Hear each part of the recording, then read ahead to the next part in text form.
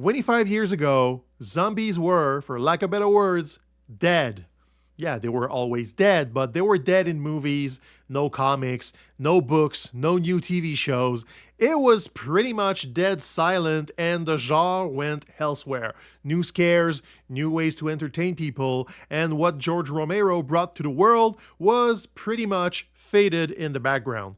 But came Danny Boyle in 2002 with a key part of our film history that revived the genre, then gave us The Walking Dead, then gave us a whole bunch of other product based on this new zombie lore. And as recently as this year and last year, two new movies were added to the 28 something something franchise.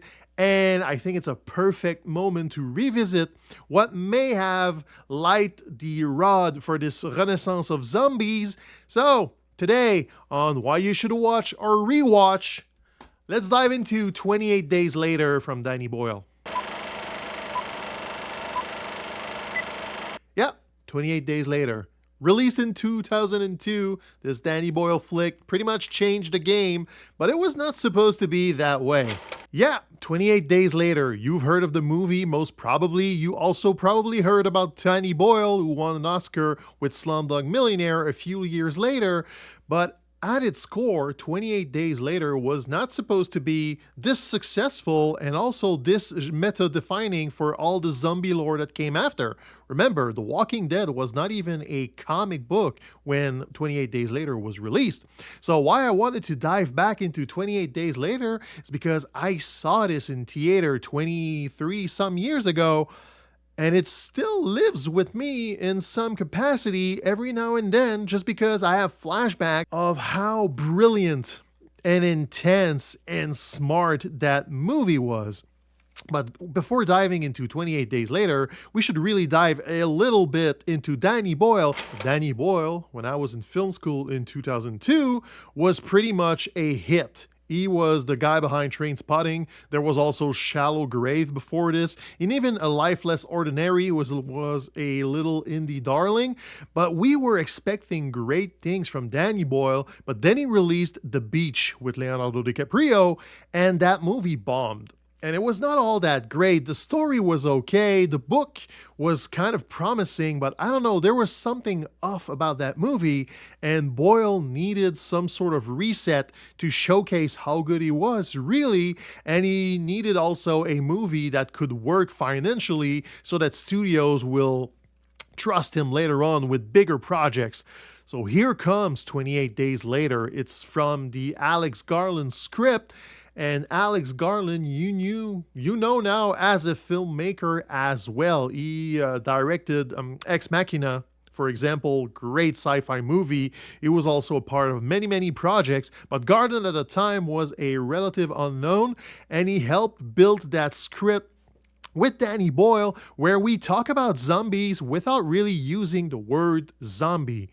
Why? It was not popular at the time. The George Romero movies were far and gone, and people were elsewhere. Scream was the new thing that scared people. The Blair Witch Project was released as well, so the found footage had already begun, but zombies were nowhere to be seen. So Danny Boyle was not really taking on that movie to make a zombie revival. He was making a social commentary, how human can be corrupted, how society can auto-destruct itself, so whenever the parameters are shifted. So this movie is really a metaphor for many, many things, and that's why it's super interesting to dive back into it and to see what Danny Boyle brought into the world.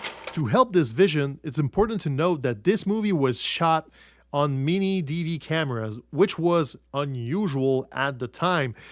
Now we all have phones in our pocket with super powerful cameras, and there's cameras everywhere, so it feels logical to just shoot movie digital. But back then, everything was made on films, and shooting digital was kind of not heard of, but nobody really wanted to do it, and you can see it on old DVDs of 28 Days Later.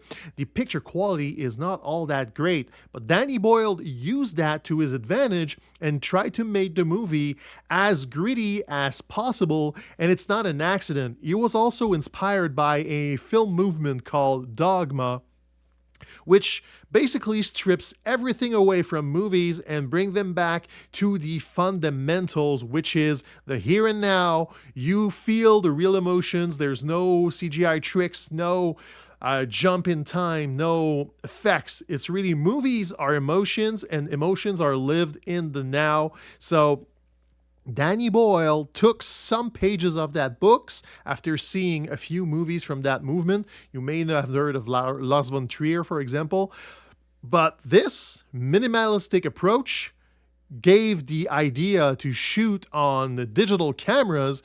Digital cameras lowered the cost, created this gritty look, and then the movie was possible because low cost, relatively unknown cast, and a director who was willing to make sacrifices to have a bulletproof movie who could maybe launch him to something else. With that in mind, we need to talk right now about Cillian Murphy's performance in that movie. It is key. Basically, without Murphy, this movie will not be as strong as it is, but in 2002, Cillian Murphy was an unknown. He was basically a newcomer on the scene, and Danny Boyle just trusted him into that role, and he completely blew it out of the water, which is a big part of why 28 Days Later still carries that much weight. Cillian Murphy, of course, won an Oscar later on in his career, also associated with dozens of movies. For example, me, when I saw the Batman trilogy from Christopher Nolan, for me, Cillian Murphy was always Alex from 28 Days Later. He was playing the Scarecrow. He was great in that role, but for me, Alex alone in the streets of London, those images are printed into my mind, and Cillian Murphy for me was discovered at that very moment, which is important because he had a great career, still do to this day. But without 28 Days Later, who knows? Maybe it would not have been discovered this quick, this early in his career. So we have Cillian Murphy, we have the minimalistic approach, we have Danny Boyle wanting to rebound with a new movie. What do we do with this? Because zombies are not in. Danny Boyle is not thrilled about zombies, but he has this thing about rage and human emotion that he really likes to exploit in his movies. So if you watch 28 Days Later as a rage movie and not a zombie movie, makes a whole lot of sense why Danny Boyle just brought this to life. Think back about Trainspotting. Think back about how the substances by these four people were just twisting their mind and making them different than what they were. 28 Days Later is not that far off from this. A contagion just switched humanity from civilized to bestial or feral, and really, that's the commentary. It's not a plague, it's not a virus, it is a human-created condition that brings those zombies or infected to life and then brings down the civilization with it. It's especially through in the sequels, you see how corrupted the world is in that particular universe, and 28 Days Later is very interesting in that sense. I am not watching it to be scared or to be, worried about undead and zombies. I watch this and I'm afraid the world's gonna collapse. This is different. Speaking of different approach, one thing that I really liked in 28 Days Later is the speed of the action. I know it sounds weird like that, but in old zombie movies, they're always walking. They're slow paced, they grunt, and they just move forward, and it's hard to be really afraid of the zombie itself. What's scary is the sheer number of them. When there's 1,000 slow zombies overcoming a town, this scares you. When there's one or two, you just run for a little bit, take a car, and you move past them. But with Danny Boyle, what happens is there's one or two infected, but they run at full sprint at you. You are introduced in this movie to the infected with a kid crawling at Cillian Murphy, and he's still terrifying because he's super aggressive. And as soon as there's one infected people in the scene, the tension goes right up. You don't need a horde, you don't need hundreds of them. And that was very clever because they didn't have the budget to have extras or have CGI to put a bunch of zombies in the movie. So this way, You have a few infected, the scenes goes right up in the tension, and you have a movie. And this is very key. You don't see all that many zombies in the movie. They are placed strategically within the parts of the story that's needed. But other than that, it's the threat of them. It's the shadows. When you move around, you see a shadow of a man running, you know he's infected, and thus the tension goes right up. This is something super clever that not a lot of movie replicated, and they should. The formula works, and Danny Boyle just put the blueprints out there that you should copy and have success with it. Other than the zombies, 28 Days Later provides for great cinematography, even though it was shot digital. So you have to forget about the digital thing and the grainy parts of the movie. And now the pictures now, they don't look as good as they were in 2002. But the shots in the movie are insane, and it takes a lot of skills to frame the story this way, especially in the beginning when Cillian Murphy walks around London and there's no one around. No cars, no people, no life. You have a seemingly empty London waiting for Cillian Murphy because he wakes up and discovers this world without any civilization in it. And this seems crazy, but it's not CGI. It's not a green screen. They literally shot the movie around 5 a.m. in the morning. They didn't need any lighting because it was digital. So they just go in and out with small cameras, film a few scenes, try to block traffic as best as they can so no cars will come in the shot. And you have this insane piece of cinema right at the beginning of the movie, where he just walks and walks and there's nothing, and it builds up in tension without even another character. It's just a buildup of emptiness, and that emptiness fills you right at the beginning of the movie. And on top of that, you have the soundtrack brought by Godspeed You Black Emperor. The song is East Hastings. I didn't know much about the band, even though they're from Montreal like me. I've known them by name in 2002, but I never really listened to Godspeed You Black Emperor. But then this movie came, this scene came, and the empty London, Cillian Murphy being completely desperate, and the crescendo in the song from Godspeed You Black Emperor. This perfect storm is movie magic at its finest. This song to this day is still on many of my playlists. This comes back into my life. It's always in the background. And the proof that it's a great piece of music to go with the movie, it was brought back by Danny Boyle in the sequel 28 years later last year. If you know, you know. There's a small hint of this song in the movie, and it's a great callback. But this piece, the London piece, the emptiness of it, just for that alone, you skip the part with the monkey in the beginning of the movie, and just this 10 minutes of movie, worth your time.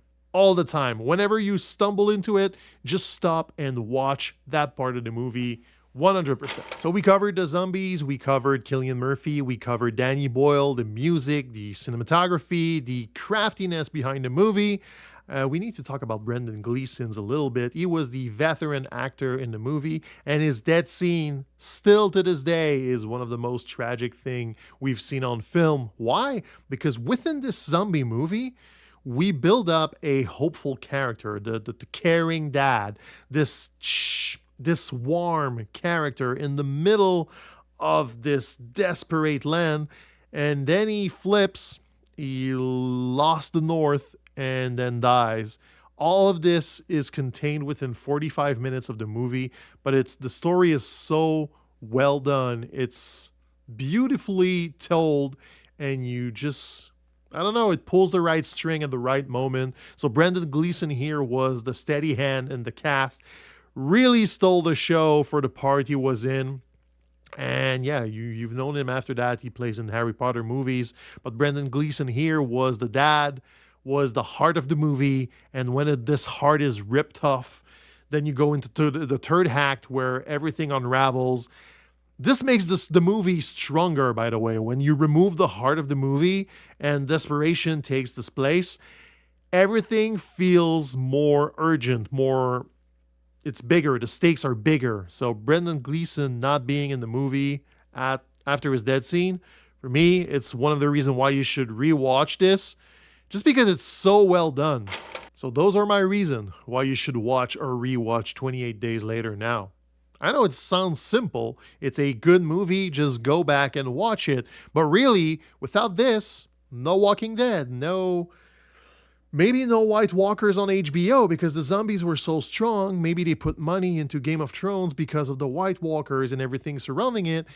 Maybe there is no more revivals of stuff. I don't know. There's so many movies that came after 28 Days Later that it's hard to really picture the influence of it. But I think going back to it, you understand why. You understand why it was lightning in a bottle, and you understand why Danny Boyle went on to win an Oscar afterward. The talent is obvious. It's all there. It's laid out in the movie. All you need to do is watch it. Simple as that. So I hope you like this. I hope you like this movie, and leave a comment, leave a like. It goes a long way. Just discuss about this. How did you see the movie the first time? Where were you? How old were you? How did you feel about this? I was in my early 20s and it kind of changed my mind about many, many things. I don't know about you. I don't know if you saw this later on in your life or right it was released. So please share. It's very important to me to know what you think. And I hope I'll see you for the next movie in the next video. Ciao.